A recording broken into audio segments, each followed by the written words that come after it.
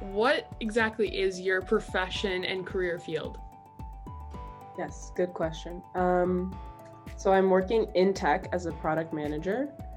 And what we basically do is, in the simplest terms, we ensure that a product is released on time. So that involves kind of talking with people who are talking to the customer and understanding like the customer's needs, and then working with the engineers to make it happen, and kind of working through the timeline and figuring out how to prioritize the product to make sure we can get it out on time. What has led you to your career field and where you are right now? So I would technically be a senior in college this year, but I'm taking a gap year. And I started college as a computer science and psychology major. I went to a pretty techy high school. I'm from Seattle, so tech was super big there. Everyone works in tech too. My dad worked in tech. So I was like, yeah, I'll like pursue something in computer science. Then got to college. I liked the coding, but I liked the psychology and the people aspect more. So then I switched my major to cognitive science, which is a little more like neuroscience and econ and psych based, including the coding. So I loved kind of the people plus the tech aspect. And then my dad had suggested product management, and I interviewed with my current company, and it worked out. So I like it a lot, which is a good sign. I would recommend, like, if people are interested in tech, to just keep exploring it, because there's a lot of different roles you can be in without just being like a software engineer. What challenges have you faced in your job or like in your path too? So I obviously switched my major halfway through, which was a challenge. I just didn't love the coding aspect as much as I thought I did. Like I really like a good grind, and I like, you know, sitting down and making sure you can figure out a problem, but the combination of computer science plus rowing, like I would wake up every day at 5 a.m. to go to practice, and for computer science, it's kind of a thing you just got to sit and like work on it for a while, and I couldn't stay up those late nights because I have to wake up so early, and I would get back from practice at like 7, and then I would have to go straight to office hours, and the time thing was a big issue for me in college at least. So I think that kind of deterred me from continuing to pursue the computer science aspect of it. But I'm glad I got through as far as I did, because now I have a good technical understanding. But I think another potential issue could have been like a lack of technical understanding if I hadn't taken those coding classes that I've taken, because that really helps me kind of in my job. At least I can know what the engineers are saying, like what they mean when they say things. It doesn't all totally go over my head. A lot of it still does, because everyone is really smart. But yeah, keeps me kind of in the loop. Awesome. Kind of going off of like people that you work with and people that you go to school with, are there any qualities overall that you see within people who have similar aspirations to you? Yeah, I think just notice my boss is also a product manager, and it's been really interesting to learn from him because he's like very senior and has a lot of experience. And he studied computer science as well, and then got his PhD in cognitive science, which is what I'm studying. I think to be a product manager, you have to be very like calm and collected under pressure. It's like the biggest thing, and I think that's the biggest thing that I learned from rowing, because as a coxswain, like everyone can hear your voice. So if you sound stressed out, the rowers can hear it, and then they're gonna get stressed out. So you kind of have to like fake it or just make sure you're really calm. And my boss is super calm all the time, and like on customer calls, he's really calm, and that's something that I'm like bringing in with me, I think, from my rowing experience, and just realizing how important that is too in the field.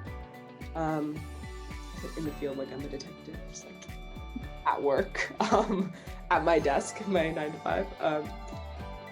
So yeah, calm under pressure, really organized, like mentally organized. I think you have to keep track of a lot of things. You have to keep track of like different aspects of the product. You have to coordinate with different people on different squads to make sure, like, if you need testing, you can go to the people who are running the testing and just check in with them, make sure you're on their radar. make sure like the different pieces you need to release the product are in place before you need them. That is a very big thing. Like if you're dependent on another squad, just making sure they know you're dependent on them. And then also just communication skills, like you have to be able to talk to the engineers, but you also have to be able to talk to the customer. But then also to be able to talk to like the people who are in sales and like trying to convince the customer to actually buy your product. So you have to like know how to navigate those different spaces, and each space is, I think you talk differently, like you're expected to kind of understand things differently. So yeah. What's the most interesting part about your job?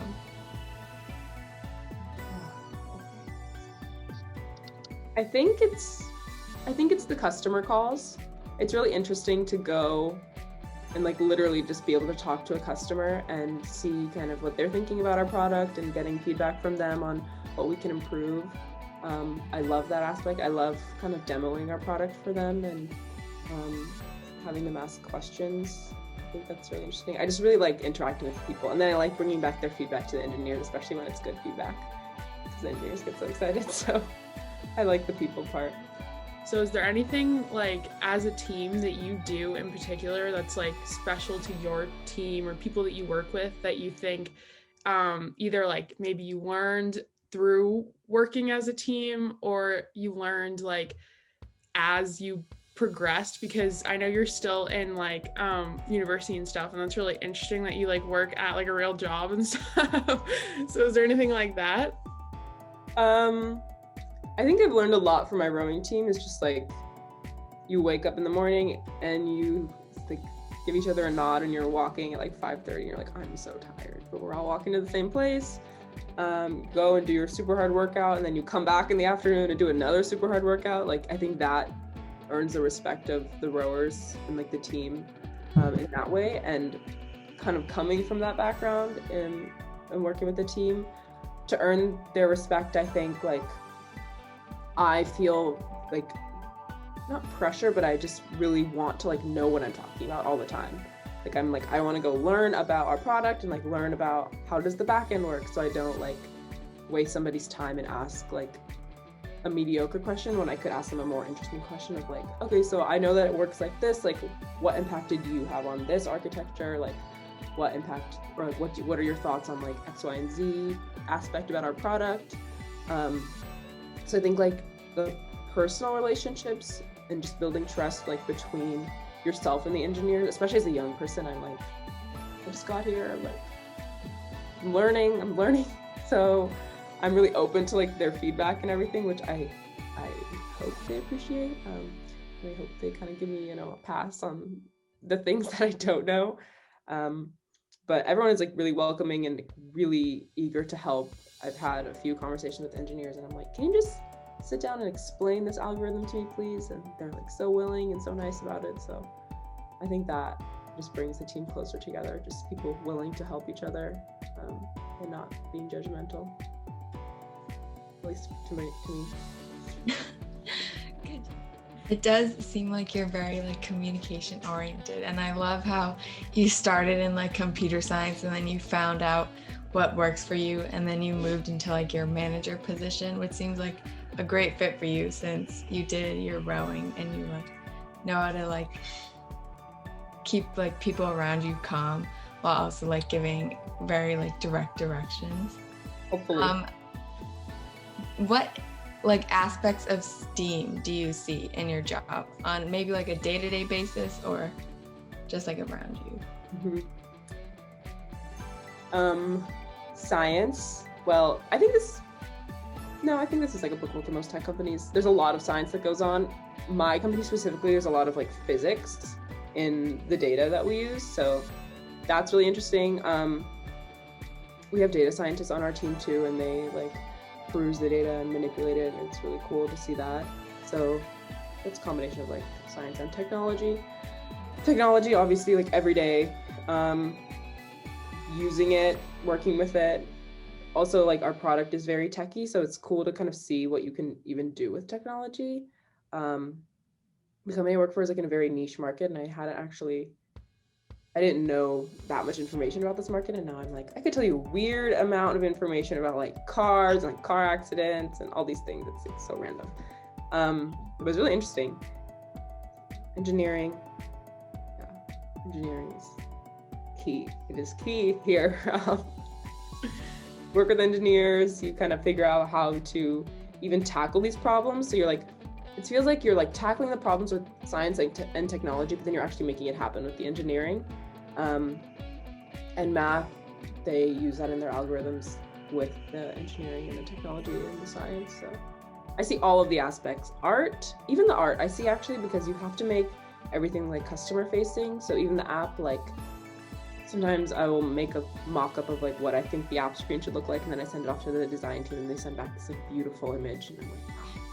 And like that is a very important aspect too. Like you need people to actually want to engage with whatever your product is. So it has to be visually appealing and like easy to understand, things like that. So I think that's where the art part comes in. And it's just like an art dealing with consumers too, because you might be like, I think they're gonna do this, and like in their situation, this is what I would do, and then the consumer is like on a whole nother level, like doing something else, and you have to plan for that. Awesome. And kind of like bouncing off what you said in like the middle of that about like just knowing random things about cars and car accidents, is there any like fun fact that you've learned at your job currently that you would want to share? I don't know how fun car accidents are, but So now it's weird because my mom recently got into a tiny fender bender, like not bad at all, but I was like, oh dang, we missed the data from that. And I was like, that is not a normal reaction to a car accident. Fun fact, let's see. I have a funny story. We were talking to this insurance company, and they were telling us, I hope I'm allowed to say this. They're telling us about a customer that they had. And this customer is like driving on the road to work, and they're like driving kind of far. And then they hit a kangaroo, and they're like, oh my God, I just hit a kangaroo. Like my car, the kangaroos are big. So he's like, my car is damaged, whatever. Calls his insurance company, tells them he hit a kangaroo. It's like, okay, you should probably turn around and go back. He turns around and goes back, hits another kangaroo. It's a different kangaroo, and he hits another kangaroo, and now his car's even more damaged. And he's like, I'm just trying to go home. I thought that was funny. wow. That's like what I find entertaining these days. So that's where we're at. That I would have never thought to even ask that if that ever occurred. Yeah, that was not in America. So what does STEAM mean to you? I think it's just like everyone says this, I think it's the future. Well, I guess it's the present and the future. I think it's really interesting, it's really innovative, but we have to be cautious of like the people aspect. And I think just like considering the people aspect, not even like how people are going to interact with a certain technology, but like the impact that technology can have on people, whether it's positive or negative, I think is something that is sometimes lost in the world. And especially with these like bigger corporations, it's something that we can tend to ignore, because as humans, I think we're just like, this is so exciting and we're innovating, we're making all these really cool things, which is true. But what do those cool things end up doing to people? Yeah, I just think that aspect is like very important to think about. Although I think STEAM is really cool, and I would encourage everyone to go into it, or at least, even if you don't go into it, I don't want to force people to go into it, but kind of knowing what's going on in that world is just, I think, going to be super important going forward. My younger sister is a freshman in college, and I'm really not subtly nudging her to like go into something like what I did. I just think it's like vital information to know now, at least how a computer works, like how like coders think. That thinking framework is really important too. But it's, what impact has STEAM had on you? Oh, that's a really good question. I feel like I've been around it for so long that I don't even know anymore. One thing that I think is really cool that at least makes me feel good when I'm doing anything is like just like the cool things you can do with it. like I remember even in a basic computer science class, you're grinding through this code for like days and days and days, and you make whatever you're trying to make, and you're like, this is so cool. Granted, it's very simple and took you like way too long to do it, but it's so cool, and you can like simplify things so well. On me personally, I think it's really empowering, especially as like women. I am happy that these companies are trying to recruit more women. They also just need to recruit more people of color in general. Like I think tech is kind of a very white and Asian place, but so I guess in that sense I'm not a minority, but still a woman. So, I think, yeah, it's just like a really empowering thing. It's like you can choose to have a positive impact with it, which I wouldn't say about every single profession. So I think that is really cool. You can also do a lot of good with it. So it's really inspired me to kind of stay in it. Like I'm like, when my computer science class got really hard, I was like, well, I don't want to fully drop this field because I want to stay in it. I know that I can do good with it in the future. So that was like a very comforting thing to feel, I guess, that it was like a very important thing that I wanted to keep, at least like stay around. And yeah, it just has inspired me to like keep doing good things.